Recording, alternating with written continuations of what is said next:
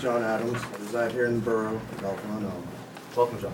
Coming with you guys with an issue we've been digging up on our own. I feel that this is out of my pay grade. I don't have the means or the research to answer some of the questions that we're finding. To start with here, in 2015, I found that in this county, there were 3 supervisors, 21 auditors, 4 tax collectors, and 4 council members appointed to various positions. My problem is as a voter, when I cast my vote, I am not casting a vote for appointees. I'm casting a vote for a registered, elected.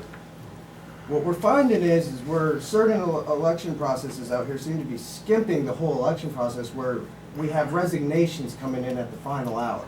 And thus, in doing so, we then have appointments where people are just picked by, whether it be the board of supervisors or a vacancy board. When digging on this, I'm finding that a majority of our elected positions across the spectrum are all appointed. At what point is that reflective of the will of the voter, or is that reflective of whoever's doing the appointing? This is troubling. When I start digging, and like I said, this is out of my pay grade. I'm a citizen. I'm working hard just to pay my bills, and the questions I have, who's appointing these people? How long has each appointee held office in between election cycles? How many kept their office after being appointed? These are all questions I can't find anywhere, whether it be looking through public records, Center Daily Times. It's not accessible. I feel that you guys need to look into this. This has the potential as, I'm not sure if you're aware, Rand Paul's campaign manager has recently called into question Pennsylvania election law. I know you guys are discussing petitioning on public grounds in regards for new candidates. And as we have all this turmoil going on with our election processes and vacancies being created and, the judicial or the legislative, I feel that right now the will of the voter should be paramount in picking our elected officials. And when we have what I consider fraud at this point, I have found over 20 instances across every township, almost every county from Worth to Ferguson, where these appointees are just being slipped in. They're not even being noted. The public's not being notified. The resignations of former officials aren't being made public. This looks dirty. It looks really dirty. It looks like an elite group of people are able to pick and choose who they want to run where, and the voters being kept completely in the dark.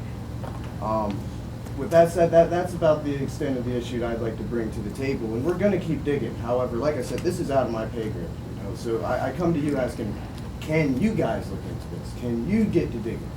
Can we make this information accessible so that I can find out how many elected officials are appointees in this county? Because right now, I can't even get the answers, to present this to you guys. They're not there. So with that said, that's my issue. This really needs to be looked into, and if you guys won't, I'll take it to the court of public opinion, and I don't think the voter, with everything else going on out here, needs to add being defrauded to the list of grievances. So, there we have it. Sure. And just to offer just some thoughts that I had, John, I appreciate your comments without a doubt. Each township or municipality throughout the county and really across the state has different ways that they will fill vacancies. Right. So for example, and I'm just thinking off the top of my head, we had somebody actually passed away who was a township supervisor in Haines Township. And they filled that vacancy internally. At a board meeting, they discussed it and appointed somebody. In Ferguson Township, there was an individual who, there was some voter registration issues and residency requirements, so they're currently looking for a candidate.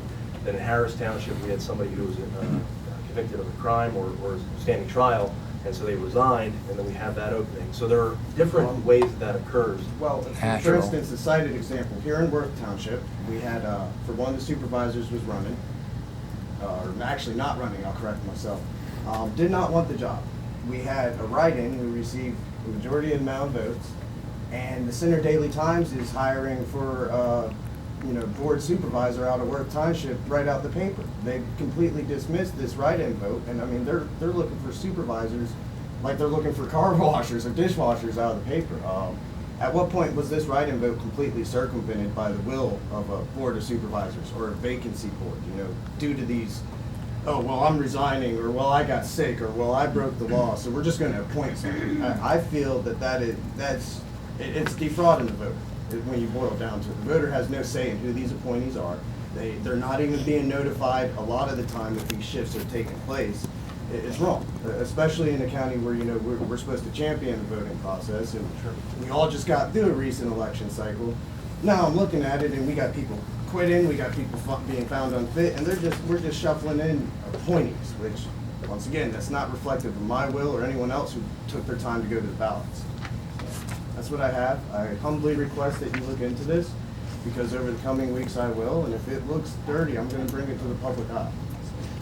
In our elections office, we'd be more than happy to work with you to respond to any. We actually, we spoke with the head of your elections office, and we actually got her to admit that she put Katie Oliver on the ballot in clear violation of section 993C of election law here in the state. So, I mean, we have you guys as people admitting, oop, I dropped the ball on the ballot there. There's nothing being done. So, there you have it. Okay.